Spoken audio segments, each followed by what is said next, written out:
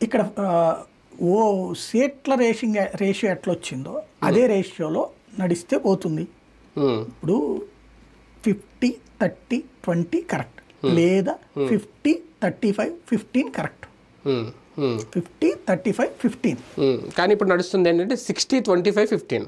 అదే వీళ్ళు చెప్తున్నారు. మరి ఎట్లాగనేది చూడాలి, ఆ ఫార్ములా రాబోతుంది. అది కరెక్టా కాదా అన్నటువంటిది. అంటే ప్రాక్టికల్గా ఇవన్నీ ఊరికినే పైన మాట్లాడతారు కానీ గ్రౌండ్ లెవెల్లో దమ్మును బట్టి జరిగిపోతాయి. ఇప్పుడు హైయెస్ట్ పొజిషన్స్ ఇప్పుడు టీడీపీకే వస్తాయి. జనసేనలో అంతమంది లీడర్లు కూడా లేరు కదా. సభ్యత్వాలు తీసుకుంటే 13 లక్షలు వచ్చారు. ఎమ్మెల్యేలు వాళ్ళకు ఉన్నది 21.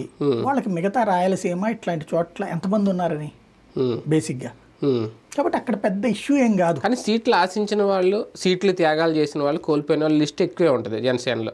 ఎందుకంటే 175లో వాళ్ళు పోటీ చేయలేదు కాబట్టి ఆ 20 స్థానాలు చూసుకుని మిగిలిన చోట్ల వాళ్ళకి న్యాయం చేస్తాను నేను హామీ ఇచ్చారు ముందే పవన్ కళ్యాణ్. సరిపోతుంది నాకు తెలిసి. ఇక్కడ ఆయన 33% అన్నారు, అక్కడ తేడా వచ్చింది. నాకు అర్థమైంది ఏంటంటే 60-30-20 అనేటటువంటిది ఆయన అంది ప్రతి వీటిలో కూడా 33% అన్నారు. అవును. అప్పుడు 33% జనసేన తీసుకుంటే 17% బీజేపీకి ఇవ్వాలి. అవును, అంతే. అంతే.